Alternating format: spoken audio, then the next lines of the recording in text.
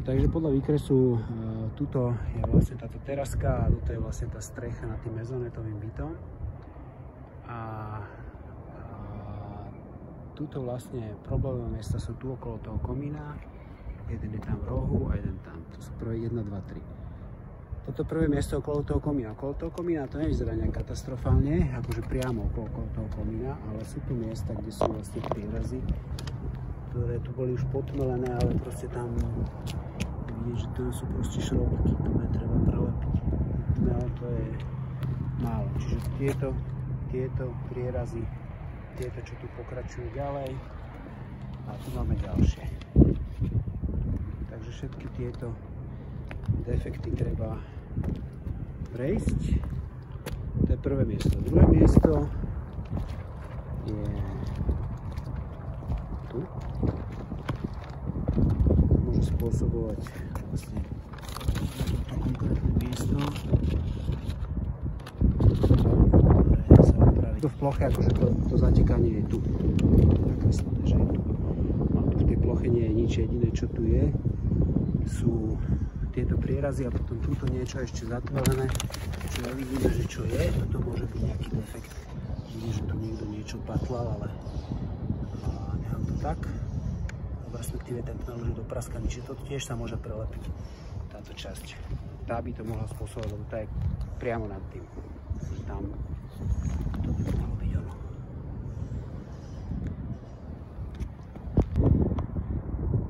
Tu mám ešte ďalšie miesta, ktoré vlastne nie sú nahlásené ako zatekajúce, ale sú vlastne avarijné. Takže to je roztrhnuté, to je jedna vec. A tu je ďalšia trhlina.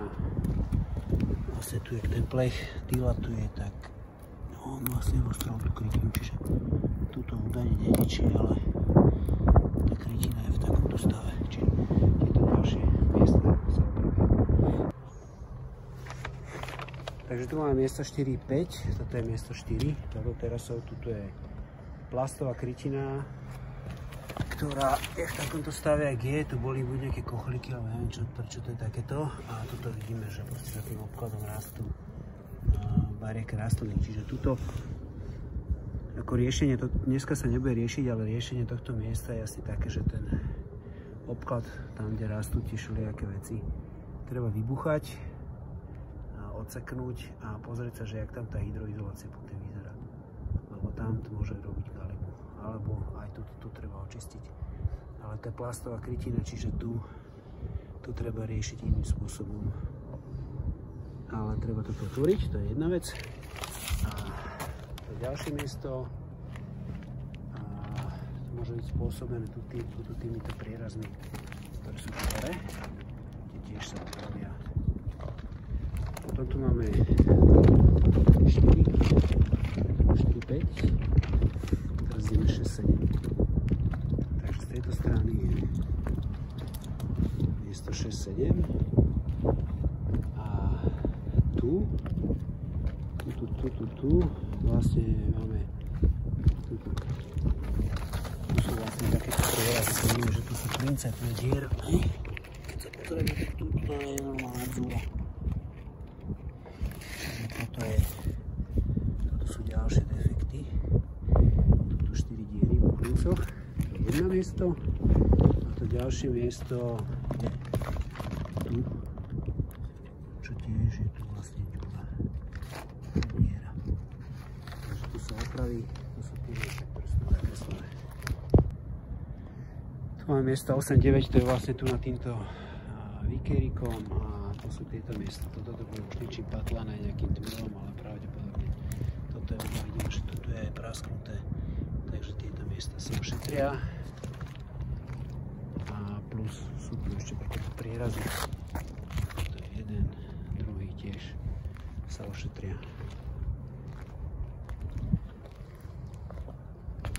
Aj tu je ešte nejaký prieraz, takže tiež ďalší. To sa ošetria.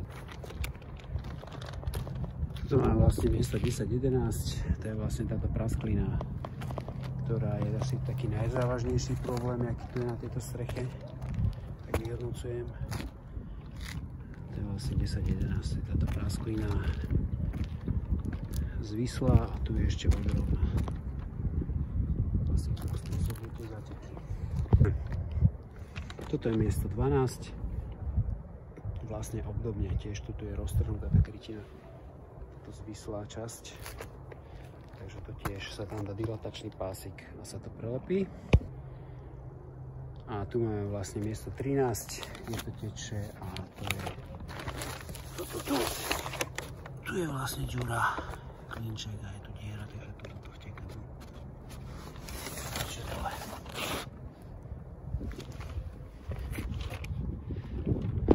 Tu máme ďalšie miesto, ktoré tam nie je zakreslené, ale ktoré evidentne môže spôsobiť galibu. To je vlastne túto, v tomto úžlabí, to je celé roztrhnuté, hej, tu je hlboká trhlina, ktorú treba opraviť. A plus to ide až vlastne takto sem. Čiže celé toto úžlabie je trhnuté. Nie je to zakreslené, že to teče, ale treba to opraviť. Takže tu máme ten mezonetový byt. Tuto vidíme, že už tie miesta sú napenetrované.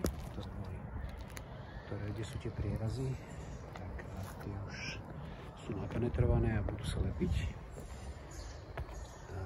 Plus tu som objavil ešte ďalšie miesta, ktoré nebolo vidieť a ktoré to môže pravdepodobne spôsobovať ten zátek v tomto mieste, a to je tu.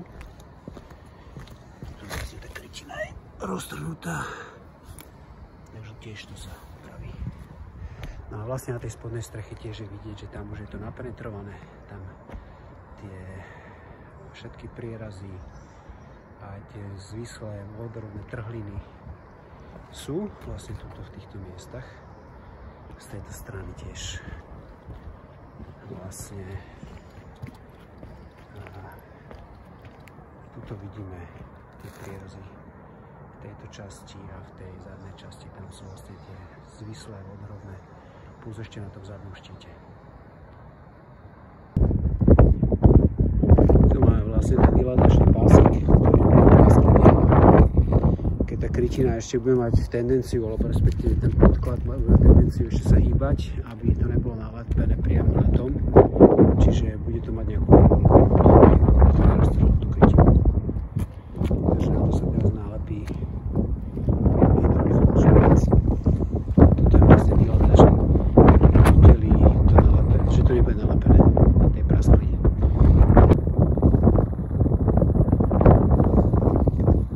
Tuto vidíme ďalšiu časť, vlastne tu ste dilatačné pásiky, tuto prierazy, tam je trhlina.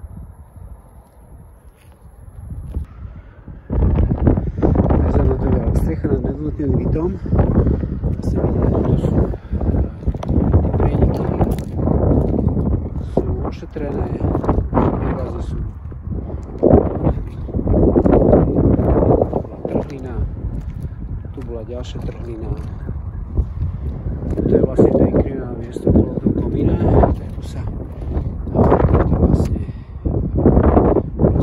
veci tie sa zalepili pre istotu. Potom tu boli nejaké šroby, tie sa opravili. Toto vidíme ďalej, tiež prierazy po šroboch, šroby, klince, tento prieraz a tuto tiež dva prierazy, tiež niekoľko prierazov.